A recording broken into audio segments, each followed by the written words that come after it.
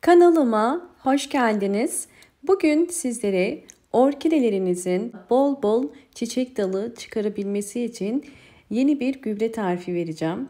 Özellikle orkideler yaz aylarında çiçek dalı çıkarabilmek için daha çok gübrelere ihtiyaç hissederler. Mutlaka yaz ayında gübre ile desteklemeniz gerekiyor.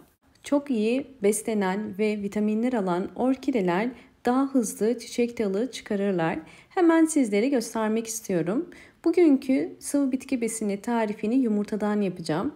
Bunun için elimde 2 tane yumurta var. Yumurtaları kırıyorum ve içerisindeki yumurta akı ve sarısını çıkaracağım.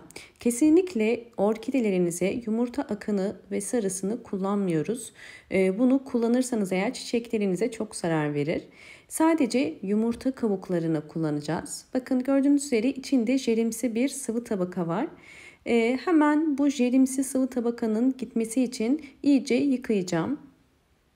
Evet, iyice çeşmede yıkadım. Ve gördüğünüz üzere artık içerisindeki o jelimsi tabaka yok. Yani içleri temiz. Şimdi yumurtaları ister güneşte isterseniz fırında kurutun. Fakat havalar çok sıcak olduğu için güneşte kurumasını bekleyin.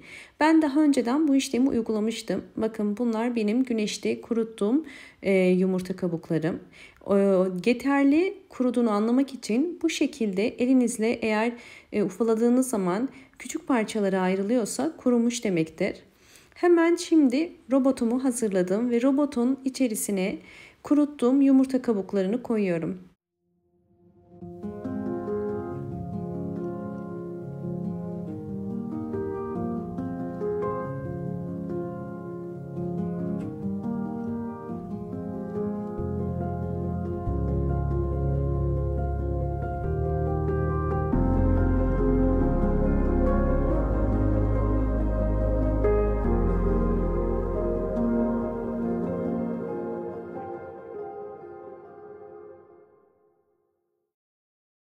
Yumurta kabuklarını küçük parçalar haline getirdim. Aslında toz haline getirecektim. Bu kadar oldu. Sizler isterseniz toz haline de getirebilirsiniz. Bu hale getirmemizin nedeni daha hızlı aktifleşebilmesi için. Bildiğiniz üzere yumurta kabuğunda çok yüksek kalsiyum var ve bu kalsiyumun suda daha hızlı aktifleşebilmesi için toz haline getiriyoruz. Evet, şu anda hazır.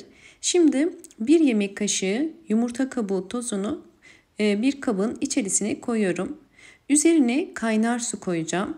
Bu işlemi yapmamın nedeni daha hızlı kalsiyumun suya geçmesi. Kaynar suyu ilave ediyorum. Ve 1 litre ölçü olarak. Daha sonra bunun kapağını kapatıp bunun soğumasını bekleyeceğim.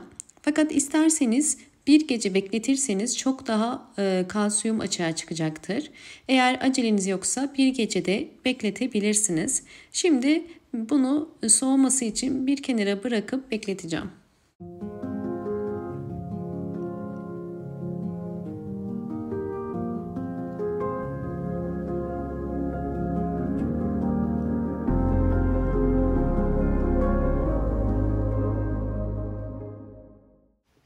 Evet, suyum soğudu.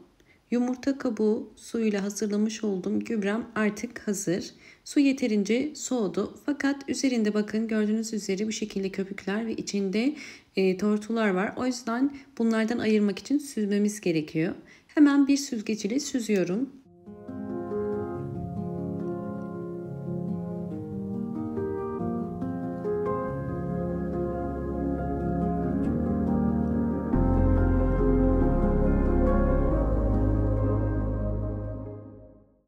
Süzdükten sonra bunu 3 farklı yöntemde kullanacağım.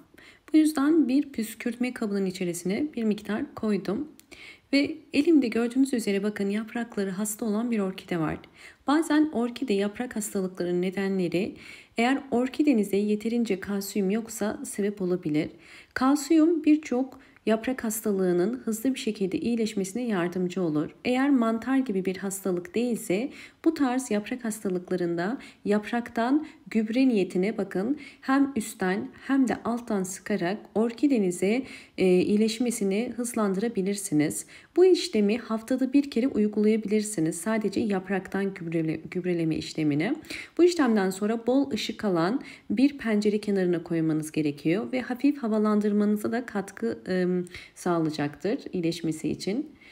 Evet, ikinci yöntem olarak çiçekli orkidelerde kullanımı hem çiçekli hem de çiçeksiz orkidelerde kullanabiliriz. Bu orkidem de çiçeksiz bir orkideydi.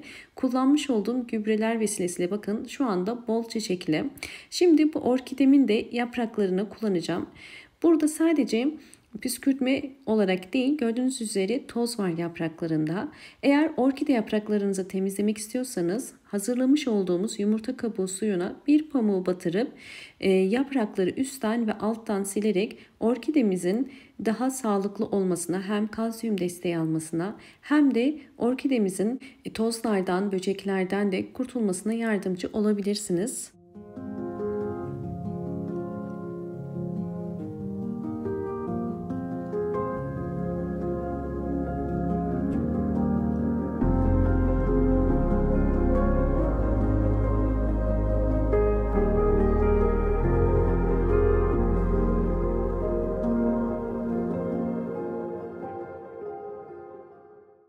Orkide yapraklarını sildim. Özellikle sizlere bakın göstermek istiyorum. Eğer orkidelerinizin yapraklarında bu şekilde renk açılması oluyorsa bu direkt güneş aldığını ve çok fazla güneş aldığını gösterir.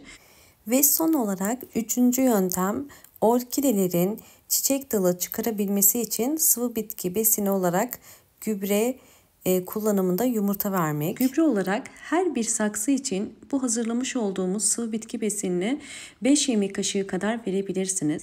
Bu sıvı bitki besinini 20 günde bir verebilirsiniz. Eğer düzenli olarak sıvı bitki besinleri verirseniz bakın orkide kökleri bu şekilde aktif ve yeni kökler çıkarmasına yardımcı olur.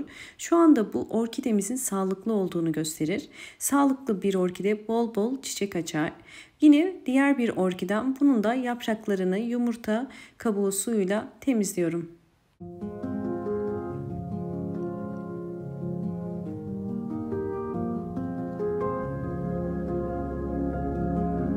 Evet, paylaştığım 3 yöntemdeki orkidemin sonuçlarını sizlerle paylaşacağım.